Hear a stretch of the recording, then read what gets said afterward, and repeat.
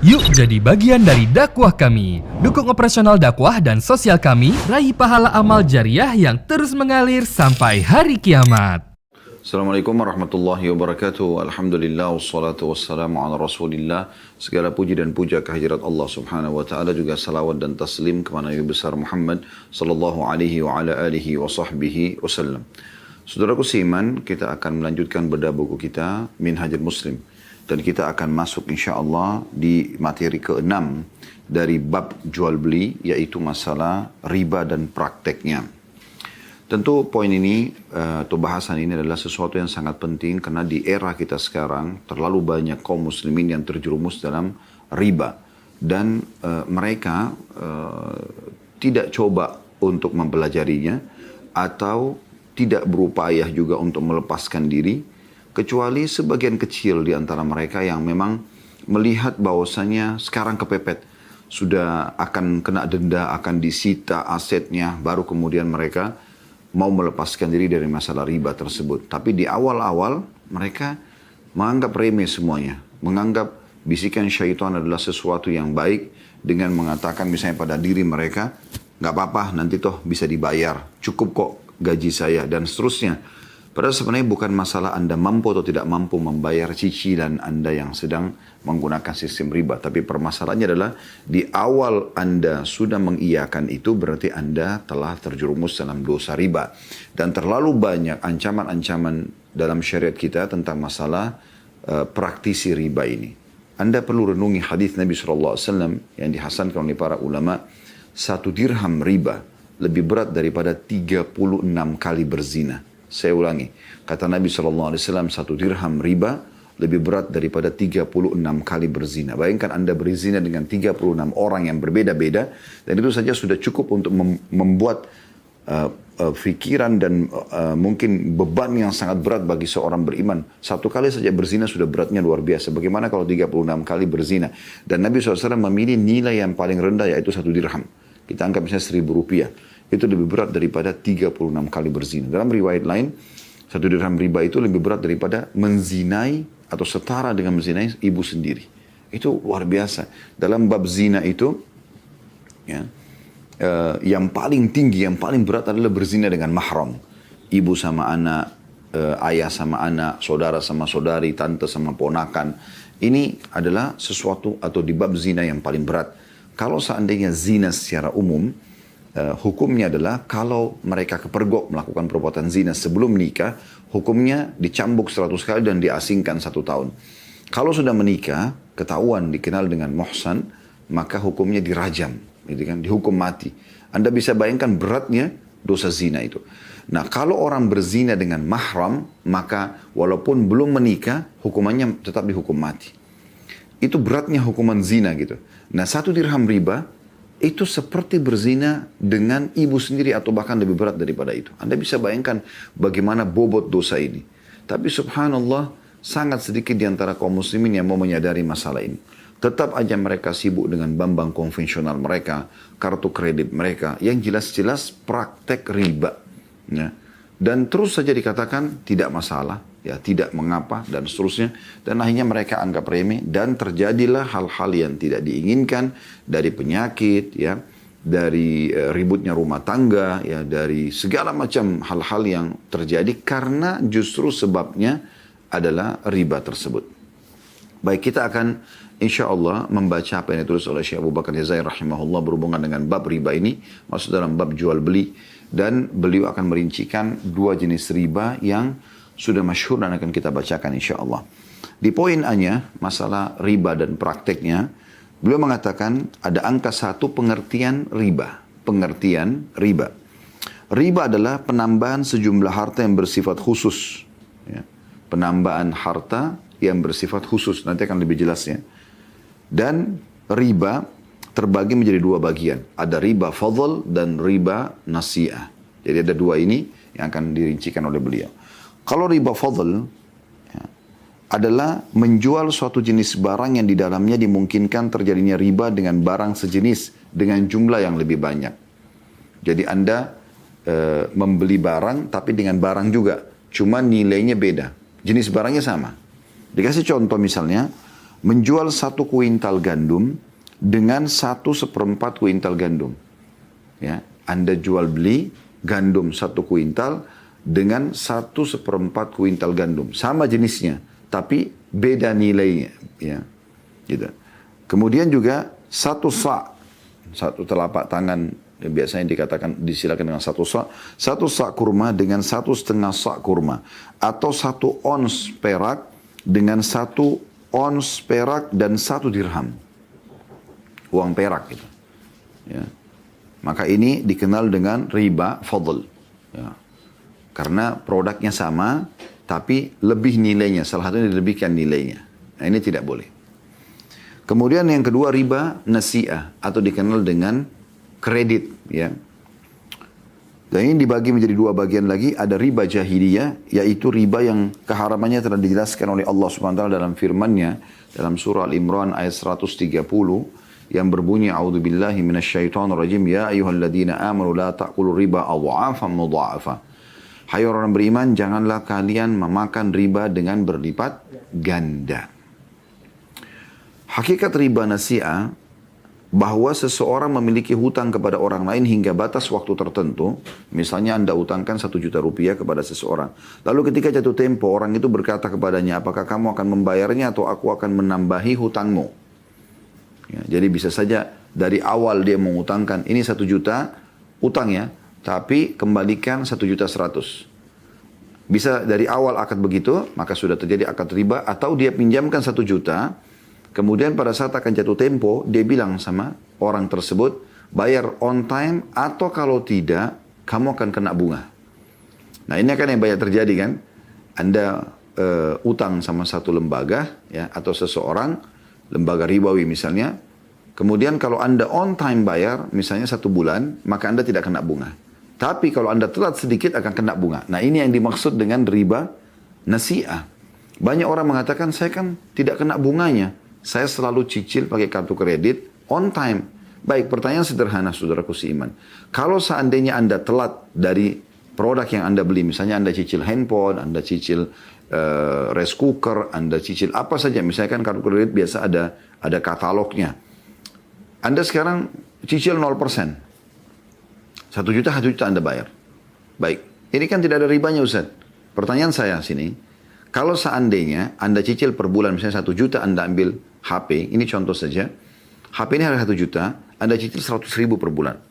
0%. Pertanyaan sederhana, kalau seandainya akhir bulan Anda telat, misalnya harus bayar setiap tanggal 27. Anda bayarnya tanggal 29 atau nanti tanggal 1 bulan depan. Kena bunga nggak? Jawabannya, kena bunga. Tapi kan kecil Ustaz, hanya 50.000. Bukan masalah kecilnya. Ingat tadi hadis yang saya sampaikan. Kata Nabi SAW, 1 dirham riba lebih berat daripada 36 kali berzina. Ini yang dimaksudkan. Jadi sebenarnya bukan masalah Anda kena bunga atau tidak. Tapi asalnya apakah itu lembaga ribawi atau individu yang memang menggunakan sistem ribawi dalam mengutangkan uang. Bisa diketahui dari mana? Kalau Anda telat membayar, kena denda nggak? Ya. Kalau seandainya ada seorang muslim meminjamkan uang kepada orang lain, 1 juta rupiah, akan dibayar di akhir bulan. Ya. Dan dari awal memang dia sudah niat untuk dikembalikan 1 juta. Kemudian pada saat saudaranya itu ditagih tidak bisa bayar, dia berikan tenggang waktu tanpa bunga, itu keutamaan. Itu yang disebutkan dalam hadis Nabi SAW. Ini hadis mulia. Kata Nabi SAW dalam hadis sahih, siapa yang mengutangkan orang lain atau memberikan tenggang waktu, ya, atau memaafkan utang seseorang, maka dia akan dapat naungan Allah pada hari kiamat. Tidak ada naungan kecuali naungan Allah. Jadi perlu Anda garis bawahi, investasi dalam Islam ada 2. Investasi yang boleh Anda dapat keuntungan di situ, misalnya Anda akad mudharabah, ya. Anda akad murabaha. Maksudnya mudharabah itu misalnya saya punya restoran, saya ajak seseorang untuk investasi kepada saya, ikut dengan saya. Masuklah dana dia, misalnya dana restoran butuh 1 miliar. Dia 500 juta, saya 500 juta misalnya. Kemudian kita bagi hasil 50-50% misalnya. Itu kan mudharabah, ya. Jadi semua dan untung rugi ditanggung bersama. Pada saat untung dibagilah keuntungan 50%, pada saat rugi masing-masing juga nanggung kerugian 50%. Atau murabaha. Murabaha itu misalnya saya mau beli mobil, saya nggak ada duit. Kemudian saya mengatakan kepada saudara saya seorang muslim, bisa nggak beliin saya mobil ini? saya butuh 200 juta nilainya. Maka dia mengatakan, baik Khalid, saya akan belikan kamu, tapi saya akan jual kepadamu 220 juta. Jelas akadnya jual beli. Dia mau beli 200 juta, tapi dia jual kepada saya, jual, ya, bukan utang. Jual kepada saya 220 juta. Dan saya sepakat, saya mengatakan baiklah, wajar dia mengeluarkan uang lalu dia ambil keuntungan, karena dia ini transaksi jual beli, ya, bukan utang piutang. Ada produknya, gitu kan? Dan kemudian jelas akadnya dari awal dia mengatakan saya jual kepadamu. Kemudian saya bilang misalnya, baiklah saya cicil 10 bulan ya, karena saya tidak mampu kalau langsung bayar cash semuanya. Oke, ya. Maka terjadilah akad kredit di sini. Nah ini tidak ada masalah. Dan ini boleh saja, ya. Nah, investasi yang kedua adalah investasi yang murni mencari pahala. Itulah utang, saudaraku. Utang itu adalah investasi juga, tapi murni mencari pahala. Kalau tadi investasi yang pertama itu memang mencari keuntungan. Ya, Anda dapat hasil dari bisnis Anda bersama seseorang partner Anda. Tapi kalau di sini tidak. Ya. Kalau yang utang ini memang investasi, tetapi sifatnya ya, Anda tidak mengambil keuntungan duniawi. Anda justru mengejar keutamaan. Makanya banyak sekali kalau Anda ketik di Google keutamaan mengutangkan orang. Keutamaan misalnya memberikan tenggang waktu. Banyak sekali riwayat-riwayat yang menyebutkan tentang keutamaan-keutamaannya. Gitu kan, Anda bisa baca. Maka itu boleh. Ya. Tapi ingat, memang tidak ada keuntungan di situ. Kapan Anda tambah, maka masuk dalam riba an-nasiyah. Baik. Kemudian dia katakan, jika ia tidak mampu membayarnya, niscaya utangnya ditambah dan ditangguhkan hingga batas waktu yang lainnya. Saya ulangi kembali, hakikat riba nasi'ah, bahwa seseorang memiliki utang kepada orang lain hingga batas waktu tertentu, lalu ketika jatuh tempo, orang itu berkata kepadanya, apakah kamu akan membayarnya atau aku akan menambahi utangmu? Saya berbunga. Jika ia tidak mampu membayarnya, niscaya utangnya ditambah, ya, bunga, dan ditangguhkan hingga batas waktu tertentu. Maksudnya, oke, saya tambah 1 bulan lagi, tapi bertambah ya, jadi 1.100.000 misalnya. Sehingga jumlah utangnya akan terus bertambah dan berlipat ganda seiring dengan penambahan batas waktu pembayarannya. Juga termasuk ini contoh riba nasi'ah, tapi yang dikenal dengan riba jahiliyah. Di masa jahiliyah mereka selalu begitu. Utangin orang, ya, tapi dia ambil keuntungan dari situ. Memang dia jadikan sebagai bisnis yang mengambil keuntungan. Padahal dalam Islam di sini murni mengejar pahala kalau utang piutang. Kemudian beliau mengatakan jika juga termasuk riba jahiliyah bahwa seseorang mengutangkan 10 dinar kepada orang lain hingga batas waktu tertentu, baik sebentar maupun lama dengan syarat ia harus mengembalikan 15 dinar. Ini sudah kita jelaskan tadi. Jadi ada 2 gambaran beliau di sini, riba jahiliyah yang masuk dalam riba nasi'ah, ya. Yaitu seseorang dari awal mengutangkan 1 juta rupiah lalu dia mengatakan kau harus kembalikan 1.100.000. Setuju? Tanda tangan. Atau dia utangkan 1 juta tanpa dia mau mengambil sesuatu. Tetapi setelah itu pada saat mau jatuh tempo, orang yang sedang utang tidak mampu bayar, maka dia akan mengatakan kau bayar sekarang atau kalau tidak saya berikan tenggang waktu lagi cuma bertambah. Nah ini dua-duanya masuk dalam riba nasi'ah. Bagian pertama yaitu riba jahiliyah. Beliau mengatakan riba nasi'ah adalah jual beli sesuatu yang di dalamnya dimungkinkan terjadi riba. Misalnya menjual emas, perak, beras, gandum atau kurma dengan barang lain yang di dalamnya mengandung riba nasi'ah. Misalnya seseorang menjual 1 kuintal kurma dibayar dengan 1 kuintal gandum hingga batas waktu tertentu. Atau seseorang menjual 10 dinar uang emas dibayar dengan 120 dirham uang perak hingga batas waktu tertentu. Ini bagian yang kedua daripada riba nasi'ah itu sendiri. Ya. Selain tadi utang piutang, ya, itu dikenal dengan riba jahiliyah atau riba nasi'ah yang kedua yaitu ya, menukar sebuah barang dengan barang lain yang berbeda jenis, ya, tetapi tidak senilai. Kayak emas sama perak tadi sudah dikatakan, atau gandum sama kurma. Ya. Tidak senilai. Ya. Dan kalau Anda mau aman, Anda lebih baik menjual dulu produk Anda, dapat uang berapa, baru Anda beli produknya, yang orang yang Anda jadikan sebagai target untuk membeli produknya gitu. Di poin keduanya, masalah hukum riba itu sendiri.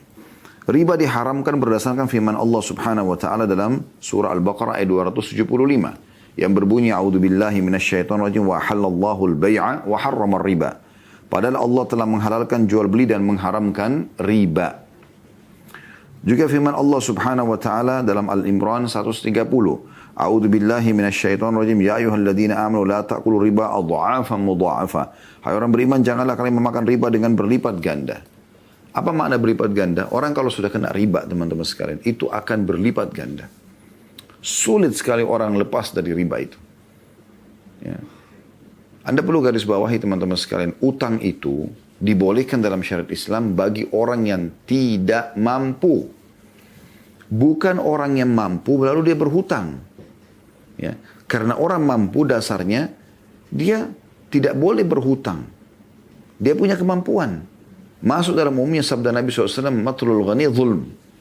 Menunda pembayaran bagi orang kaya adalah kezaliman. Imam Adz-Dzahabi rahimahullah masukkan dalam buku beliau Al-Kabair, dosa-dosa besar, yaitu sengaja menunda pembayaran utang bagi orang yang mampu. Sekarang kalau Anda punya kemampuan, ya kita lihat misalnya kartu kredit sekarang. Kartu kredit ini makin kaya, makin besar limitnya. Makin dibukakan pintu utang. Padahal dia mampu beli cash. Gitu kan? Orang miskin gak bakal dipilihkan kartu kredit. Harus ditahu berapa gaji dia bulanan, alamatnya jelas, segala macam gitu kan. Dalam Islam justru utang diberikan kepada orang-orang yang tidak mampu. Dan memang kita mengejar pahala gitu kan. Tetapi di sini tidak. Mereka menggunakan hal yang berbeda. Yaitu mereka justru makin kaya, makin besar limit kartu kreditnya. Dan uniknya subhanallah, ada orang merasa tenang. Ya, sikat gigi yang dia pakai, odolnya, sabunnya, samponya, minyak gorengnya, pancinya, kompornya, semua ya, AC, listrik dia, air, pakaian yang dia pakai, bantal, spray, selimut, semuanya riba. Kenapa? Dari kartu kredit. Dibayarin oleh bank riba. Yang tadi sudah kita jelaskan, kalau Anda bilang, tapi kan Ustaz saya cicil semuanya 0%. Sebentar dulu, Anda cicil di lembaga mana? Itu dulu pertama. Kalau lembaga riba, tetap aja. Karena asal hukumnya, dia punya akad riba. Ditahu dari mana? Kalau Anda telat bayar, Anda akan kena bunga. Walaupun 0%. Iya kan? Itu masalahnya. Jadi memang dia lembaga ribawi. Ya. Yang kedua, jelas sekali, ya, kalau ada sesuatu yang Anda terjadi, misalnya Anda telat, Anda kena denda. Kalau Anda ya, tidak bisa bayar, Anda kena hukuman. Anda bisa disita barang tersebut atau apa saja. Dan kalau sudah disita barang itu, misalnya rumah atau mobil, ya, kendaraan, maka apa yang sudah Anda bayar dianggap hangus. Nah ini juga ada unsur gharar, ada ribanya. Ya. Maka ini poin yang harus betul-betul diperhatikan baik-baik. Lebih baik Anda tinggal di kos-kosan teman-teman sekalian, di kontrakan. Dan Anda mulia, Anda tidak kena riba daripada Anda paksakan diri harus punya rumah tapi Anda kena riba. Dan apa ruginya? Sebagai seorang muslim kita harus berpikir teman-teman. Tidak bisa kita pisahkan kegiatan kita dalam keseharian dengan akhirat. Harus selalu ada hubungannya. Selalu ada hubungannya. Nggak bisa Anda pisahkan ini. Ya. Anda harus selalu menghubungkan antara ekonomi yang sedang Anda, bisnis yang sedang Anda lakukan dengan urusan sosial Anda, agama Anda. Anda bersedekah, Anda tahu Anda akan panen di akhirat, di pahala. Tidak bisa Anda pisahkan itu. Kita bukan orang-orang sekuler yang memisahkan antara agama dengan negara, agama dengan politik, agama dengan ekonomi. Sehingga muncullah banyak pakar-pakar ekonom tapi nggak paham agama Allah. Banyak pakar politik nggak paham agama Allah. Ini keliru. Islam datang untuk mengatur seluruh lingkup, seluruh seluk-beluk kehidupan seorang muslim. Politiknya, ekonominya, sosialnya, semuanya. Ya. Islam ini harus menjadi agama pengontrol, nggak bisa tidak. Di sini Anda harus pahami masalah itu. Ya. Sementara transaksi ribawi jelas diharamkan dalam Islam, tapi kita masih saja terus sibuk dengan itu. Ya. Baik teman-teman sekalian, juga beranjak daripada hadis Nabi SAW tentang masalah hukum haramnya riba ini, yaitu yang berbunyi, la'anallahu akilar riba wa mu'kilahu wa syahidaihi wa katibah. Allah melaknat pemakan riba, pemberi riba, dua orang saksinya, dan pencatatnya. Hadis ini riwayat Abu Daud nomor 333, Ibnu Majah 2277 dan Tirmidzi 1206 dan beliau mensahihkannya. Lalu apa solusinya Ustaz? Pindah perbankan syariah. Tapi kan perbankan syariah itu sering gitu, karena saya dengar jemaah. Kan masih ada yang sama. Akadnya lah apalah segala macam. Akhi dan ukhti. Kalau masih ada sesuatu yang salah dari perbankan syariah, maka itu sebagian kecil. Persentasenya misalnya, anggaplah dari 100% riba bank konvensional, mungkin bank syariah ini ada 30% yang masih perlu diperbaikin. Baik, minimal Anda meminimalkan kesalahan itu. Dan Anda serahkan kepada dewan syariah mereka. Kan semua perbankan syariah punya dewan syariah. Serahkan mereka. Ya. Ij'al bainaka wa bainan nari alima. Jadikan antara kau dan neraka seorang alim. Dia sudah memberikan fatwanya, dia yang bertanggung jawab depan Allah, bukan Anda. Tapi kalau Anda masih di bank konvensional, dari mana Anda mau berhujjah apa di depan Allah SWT pada hari kiamat? Kenapa? Sampai kapan kita terus mau ngotot dengan cara seperti ini teman-teman sekalian? Dan tidak mau hijrah. Coba Anda hijrah, pindah. Ya. Atau Anda meminimalkan itu dengan Anda pindah. Kalau Anda tidak pindah ke perbankan syariah, lalu Anda kemana? Gitu. Anda harus kemana sekarang? Kondisi kita tidak seperti itu. Tapi Anda sudah aman. Karena dari satu sisi mereka punya dewan syariah. Ada ustadz-ustadz, ada kiainya di sana. Mereka akan bertanggung jawab depan Allah kalau memang mereka ada salah sistemnya. Anda bisa datang, Anda diskusikan, Anda tanyakan. Juga sabda Nabi, dan ini ketat sekali ya. Perhatikan, Allah melaknat, artinya Allah murka pada mereka. Akil riba, yang memakan riba itu. Ya. Lembaganya di sini. Atau, pemakan riba ini maksudnya orang yang jadi konsumennya, atau orang yang menjadi nasabahnya. Kemudian, wa mu'kila, yang memberi makan riba. Lembaganya. Wa syahidaihi, dan saksinya. Dan juga wa katibah. Katibah ini penulisnya, berarti para pegawainya. Kena semua ini. Ya, kena semua. Juga sabda Nabi SAW, dirhamun riba, ya'kuluhu rajulu wa huwa ya'lam, asyaddu min sittin wa thalathina zanyah.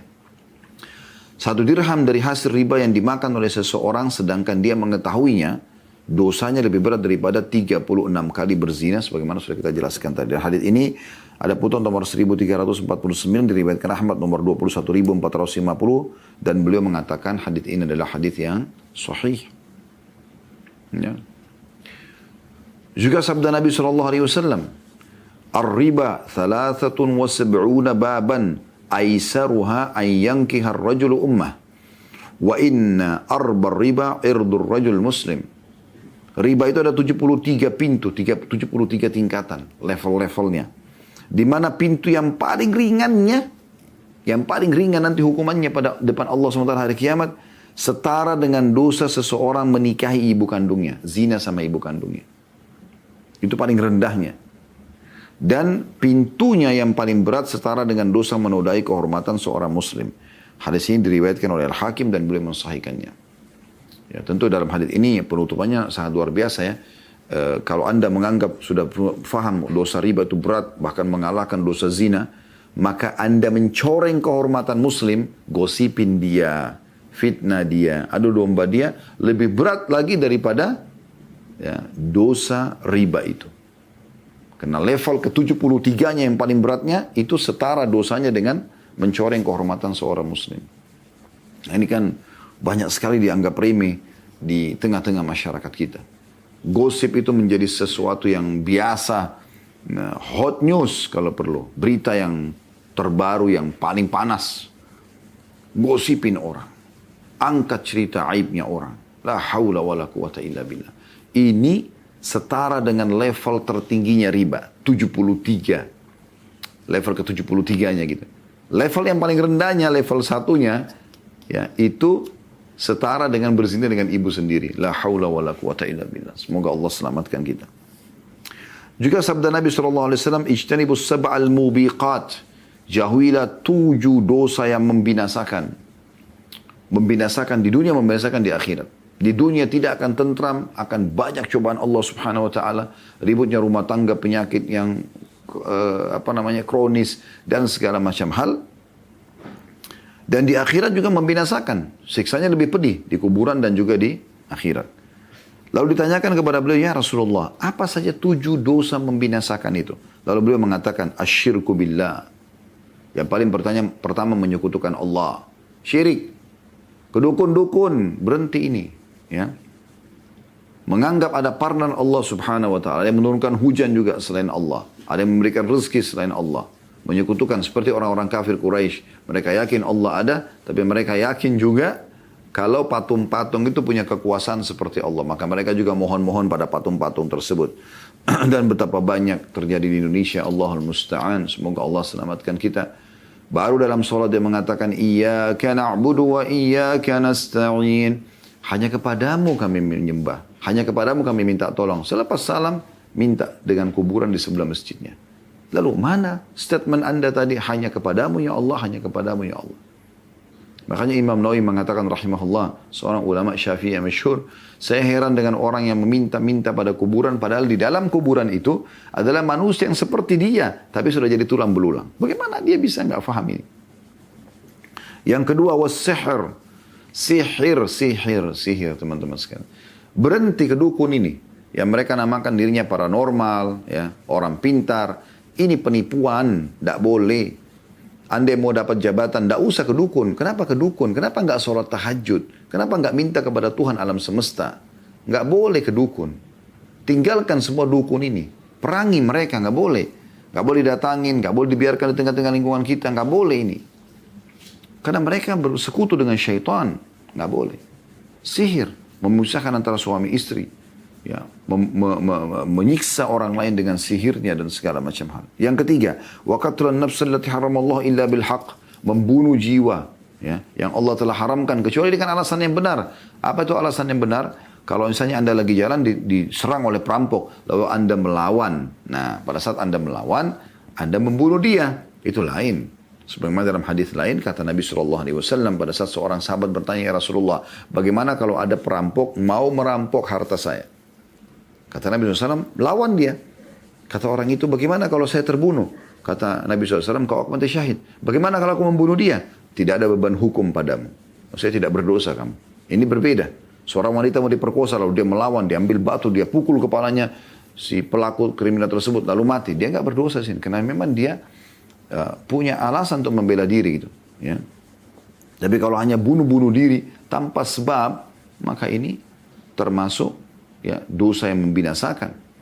Ya, tidak ada orang yang membunuh orang lain kemudian dia bisa tenang tidur. Ya, pasti dia akan gelisah. Orang itu juga akan menuntut dia pada hari kiamat nanti. Itu yang ketiga. Yang keempat, wa aklur riba. Ini jadi saksi bahasan kita. Pemakan riba, yang memakan riba. Baik lembaganya, baik orang yang mengambil riba tersebut, pegawainya, saksinya, semua kena sebagaimana sudah kita jelaskan. Yang kelima, wa aklu malil yatim, memakan hartanya anak yatim. Ya, baik apa dia punya lembaga, yayasan yang mengelola dana yatim, ataupun ada anak yatim yang di bawah naungan dia tinggal di rumahnya dan hartanya banyak, tapi karena masih kecil dia yang kelola, maka dia salah gunakan. Kemudian yang keenam, wattawalli yaumaz zahf, lari dari kancah peperangan. Anda kalau mau dengar penjelasan semua ini sudah kami jelaskan, insya Allah Anda bisa lihat di playlist YouTube. Cari bahasan buku atau bedah buku kitab Al-Kabair, dosa-dosa besar yang tulis oleh Imam Az-Zahabi rahimahullah.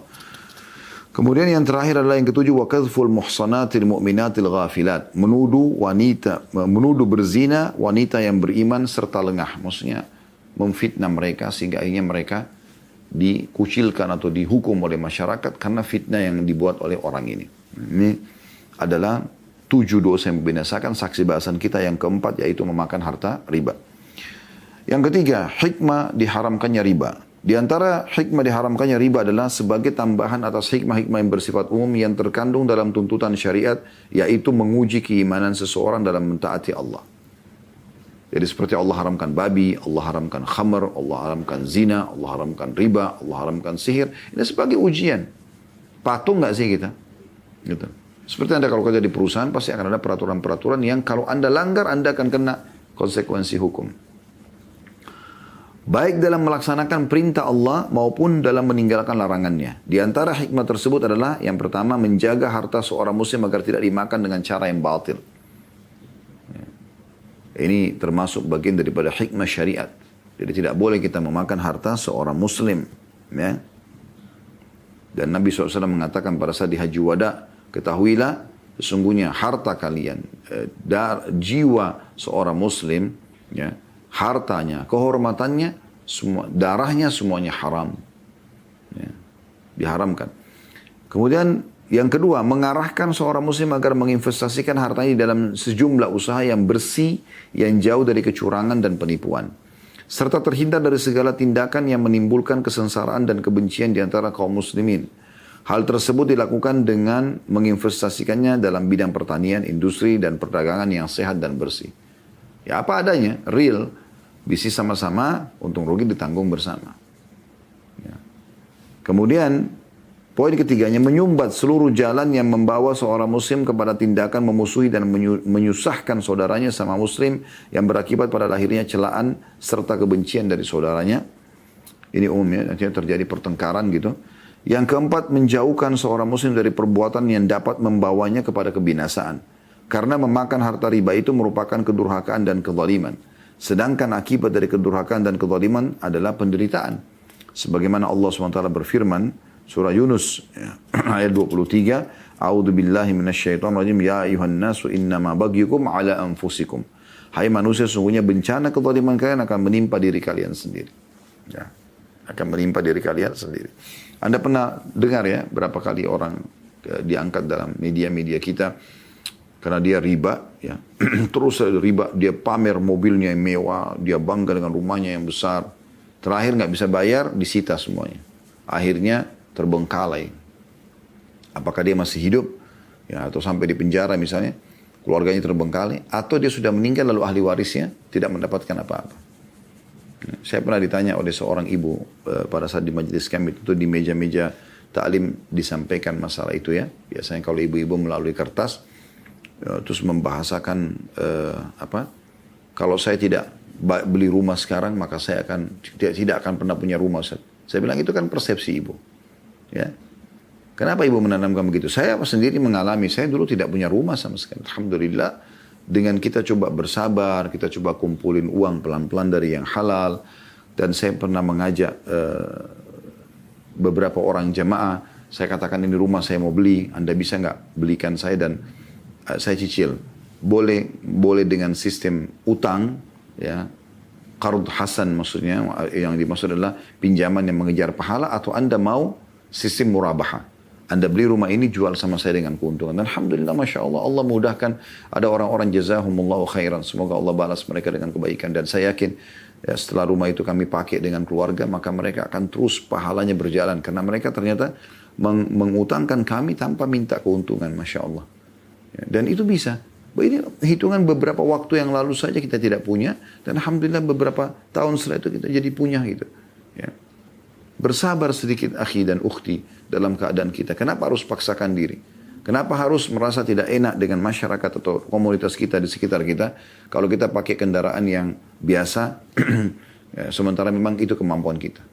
Percaya diri saja dan bersyukur kepada Allah Subhanahu Wa Taala. Di dalam sebuah hadis Nabi SAW beliau mengangkat selanjutnya setelah surah Yunus ayat 23 tadi, yang berbunyi ittaqul zulma fa inna zulma dhulumatun yaumil qiyamah wattaqus syuha fa innahu ahlaka man kana qablakum hamalahum ala an safaqu dima'ahum wastahallu maharimahum. Takutlah kalian akan kezaliman. Karena ini kan riba kan menjadi penyebab kezaliman kan. Utangin orang lalu minta keuntungan. Padahal orang utang kan jelas karena dia tidak mampu. Umumnya begitu ya. Anda bebankan lagi dengan bunga. Sampai kadang-kadang ada orang, dan saya tahu beberapa orang punya kasus begitu. Saking tidak mampunya dia bayar, menyicil kembali uang tersebut, akhirnya dia cuma bisa bayar bunganya setiap bulan. Akhirnya sampai tua, sampai meninggal pun tidak selesai-selesai. Itu terjadi dari bukan cuma individu, bukan cuma sebuah lembaga. Antara negara pun Anda tahu di dunia ini seperti itu. Lembaga-lembaga ribawi, mereka mengikat negara-negara dengan utang-utang ribawi sampai negara-negara itu dikuasai oleh mereka karena hanya mampu membayar bunganya. Jadi utang ini terus saja pokoknya bertambah. Tetap saya tidak bisa disentuh atau dibayar. Dan ini jadi masalah. Dan ini kezaliman. Lalu kata Nabi SAW, dan takutlah kalian dari berbuat kikir. Nah, ini biasanya muncul riba ini karena masalah kikir juga. Ya. Dia tidak mau mengejar akhirat, tidak mau mengejar pahala. Padahal sudah kita jelaskan tadi ini investasi berhubungan dengan masalah akhiratnya. Karena kikir itu telah membinasakan umat sebelum kalian, yaitu membawa umat-umat sebelum kamu kepada pertumpahan darah dan menghalalkan sesuatu yang telah diharamkan kepada mereka. Hadis ini riwayat Muslim nomor 2578. Maksudnya karena mereka pelit, akhirnya terjadilah keributan, peperangan, dan penumpahan darah. Gitu. Selanjutnya poin yang kelima, hikmah daripada diharamkan riba, membukakan pintu-pintu kebaikan di hadapan orang muslim yang untuk mempersiapkan bekal kelak di akhiratnya dengan meminjami saudaranya sama muslim tanpa mengambil manfaat atau keuntungan. Menghutanginya, menangguhkan utangnya hingga mampu membayarnya, ya. Memberikan kemudahan serta menyayanginya dengan tujuan semata-mata mencari keridhaan Allah, sehingga mengakibatkan tersebarnya kasih sayang dan ruh persaudaraan yang tulus di antara kaum muslimin. Nah ini teman-teman sekalian, kita bisa lihat bagaimana poin ini disinggung, ya. Bahwasanya tadi yang saya bilang, kita tidak bisa pisahkan antara, ya, ekonomi kita, ya, antara kehidupan sosial kita dengan agama ini. Tidak bisa sama sekali. Ada saatnya di mana Anda dagang, Anda dapat keuntungan. Ada saatnya memang Anda mencari pahala. Gitu kan. Itu. Jadi orang kalau selalu berpikir keuntungan apa yang saya bisa dapat selalu materi, maka dia tidak akan pernah bersedekah orang seperti ini. Tidak akan ada jiwa kedermawanannya. Baik teman-teman sekalian, kita coba membacakan dulu beberapa keutamaan orang yang mengutangkan orang lain tanpa mengambil manfaat. Dan ini poin perlu sekali dititik beratkan dan dijelaskan. Dan saya harap Anda, ya, membuka pikiran Anda, mendengarkan baik-baik dan merenungi dengan hati. Ini kita bicara masalah keimanan. Hadis Nabi SAW yang berbunyi diriwayatkan oleh Imam Muslim di nomor 2699. Kata Nabi SAW, "Man naffasa an mu'minin kurbatan min kurabid dunya, naffasallahu anhu kurbatan min kurabi yaumil qiyamah." Barang siapa yang meringankan satu kesulitan atau kesusahan atau kesedihan seorang mukmin di dunia, Allah akan meringankan kesusahannya pada hari kiamat. Orang susah justru dimudahkan. Orang-orang lembaga ribawi ini, mereka malah menyulitkan orang. Dengan tahu orang ini butuh, bukannya dibantu, malah ditunggangi untuk harus ada bunganya. Ya. Ini akan selamat dari kesusahan di hari kiamat. Di saat Anda sudah tidak berlaku lagi rupiah, dolar, euro, tidak ada lagi yang berlaku di sana. Ya. Kemudian kata Nabi SAW masih lanjutkan hadisnya, وَمَنْ يَسَّرَ عَلَى مُؤْسِرٍ يَسَّرَ اللَّهُ عَلَيْهِ فِي الدُّنْيَا وَالْآخِرَةِ. Dan barang siapa yang memudahkan urusan seseorang yang dalam keadaan sulit, Allah akan memberinya kemudahan di dunia dan di akhirat. Jadi dia mau bayar, dia mau utang dipinjamkan. Dia mau bayar belum mampu, diberikan tenggang waktu tanpa ada bunga. Kemudian waman satara musliman satarahu Allah fid dunya wal akhirah, dan barang siapa yang menutupi aib seorang muslim di dunia, Allah akan tutupi juga aibnya di dunia dan di akhirat. Bukan malah ngosipin, nyebarin, ya, aibnya. Kemudian kata Nabi SAW, Wallahu fi aunil abdi ma kana al-abdu fi auni akhi. Allah akan terus membantu seorang hamba selama dia sibuk membantu saudaranya. Kemudian teman-teman sekalian, dalam Tuhfatul Ahwadhi, ini syarah kitab Tirmidzi, di jilid 7 halaman 261, dijelaskan yang dimaksud dengan potongan hadis memberi kemudahan pada orang miskin, baik mukmin maupun kafir yang memiliki utang, dengan menangguhkan pelunasan utang dan membebaskan sebagian utang atau membebaskan seluruh utangnya. Itu yang dimaksud dengan makna tadi hadis memberikan kemudahan. Teman-teman sekalian, di dalam firman Allah Subhanahu wa taala, renungi juga ini, ya. Al-Baqarah 280, Allah juga berbicara tentang masalah ini. Bagaimana kita memudahkan orang kalau mau utang, butuh dan segala macamnya. A'udzu billahi minasyaitonir rajim. Al-Baqarah 280, wa in kana dzu usratin fanadhiratun ila maisarah wa an tasaddaqu khairun lakum in kuntum ta'lamun. Saya minta teman-teman buka ini, ya. Al-Baqarah 280. Sekali lagi, Al-Baqarah 280. Dan jika orang yang berhutang itu dalam kesukaran, dia terpaksa utang, dia sulit. Kalau dia tidak sulit, tentu dia tidak akan utang gitu. Ya. Maka berilah tangguh sampai dia berkelapangan. Ini kata Allah SWT kepada orang-orang beriman. Justru kalau kita sudah utangkan dan kita tagih ternyata dia tidak mampu, berikan tangguh waktu. Dan menyedekahkan sebagian atau semua utang itu lebih baik bagimu jika kamu mengetahuinya. Maksudnya jika kamu mempelajarinya, berikan tenggang waktu atau udah nggak apa-apa, kamu nggak mampu nggak usah bayar. Itu akan panen pahala yang luar biasa pada hari kiamat nanti. Ini firman Allah Subhanahu Wa Taala. Ya. Begitu juga dengan hadis Nabi SAW riwayat Imam Muslim nomor 3006. Ini dalil yang ketiga. Ya. Kata Nabi SAW, man anzara mu'siran aw wada'a anhu adallahu Allahu fi dhillih. Barang siapa yang memberi tenggang waktu bagi orang yang berada dalam kesulitan untuk melunasi utang atau bahkan membebaskan utangnya, maka dia akan mendapatkan naungan Allah di mahsyar nanti. Di saat orang lagi kepanasan, Anda pernah dengar hadis tentang 7 golongan yang dinaungi oleh Allah, tidak ada naungan kecuali naungannya. Ya, pemimpin yang adil, anak muda yang tumbuh di atas ketaatan Allah, ya, 2 orang yang saling mencintai karena Allah berpisah dan berkebun karenanya, ya. Kemudian seorang laki-laki yang diajak berzina oleh seorang wanita yang beri kedudukan dan kecantikan namun dia menolak, ya, seseorang yang menginfakkan hartanya dengan tangan kanan sampai tangan kiri tidak tahu, ya. Kemudian seseorang yang mengingat Allah sendirian kemudian menetes air matanya, ya. Jadi ada orang-orang 7 golongan yang Allah naungi dan di sini juga sama. Ada juga orang yang akan dapat naungan Allah di mahsyar, orang tenggelam dengan keringatnya masing-masing karena tergantung dengan kadar dosanya. Namun orang yang mengutangkan orang dengan memberikan tenggang waktu atau memaafkan maka akan dapat naungan Allah Subhanahu Wa Taala. Juga dalam hadis Nabi SAW, hadis ini diriwayatkan oleh Imam Ahmad dan dinyatakan sahih. Kata Nabi SAW, man ahabba an yudhillahu Allahu azza wa jalla fi dhilli falyunziril mu'sira aw liyadha anhu. Barang siapa yang ingin mendapatkan naungan Allah azza wa jalla di hari kiamat nanti, maka hendaklah dia memberi tenggang waktu bagi yang mendapat kesulitan untuk melunasi utang atau bahkan dia membebaskan utangnya tadi. Jadi dia berikan tenggang waktu 10 tahun pun dia belum bisa bayar, diberikan tenggang waktu karena ingin panen pahala. Atau ya dia maafkan saja. Jadi ini luar biasa. Gitu. Pernah ada seorang sahabat Abu Qatadah radhiyallahu anhu, beliau pernah mengutangkan seseorang. Ya. Lalu pada saat jatuh tempo, Abu Qatadah datang menagihnya. Tapi orang ini selalu menghindar, selalu lari. Tidak ada, berbohong gitu. Ya. Sampai satu waktu akhirnya Abu Qatadah datang lagi ke rumahnya, kemudian ada anak kecil yang keluar dari rumahnya, lalu ditanya, mana si fulan? Ya, maka dikatakan ada di dalam, dia lagi makan gitu. Maka Abu Qatadah dari luar rumah mengatakan, wahai fulan keluarlah. Aku mendapatkan informasi kau di dalam. Hanya orang itu pun keluar. Lalu Abu Qatadah tanya, kenapa kau ini selalu menghindar? Dia mengatakan, wahai Abu Qatadah, gitu kan, saya betul-betul dalam kesulitan.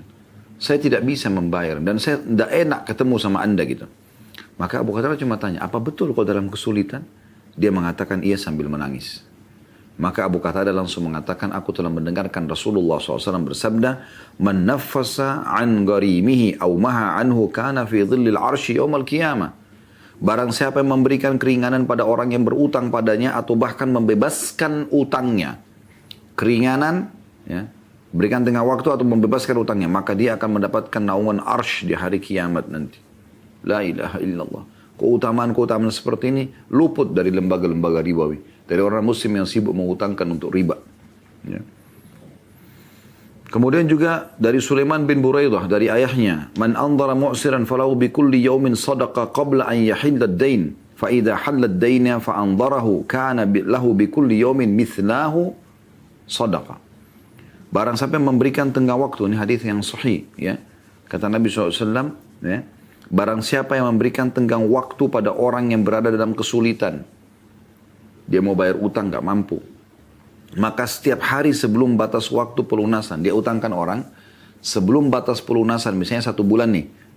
Jadi setiap hari di masa utang itu. 1 bulan dia menunggu dibayar itu. Dia akan dinilai telah bersedekah. Sejumlah uang itu. Jika utangnya belum bisa dilunasi lagi. Lalu dia memberikan tenggang waktu kepada orang tersebut. Ya.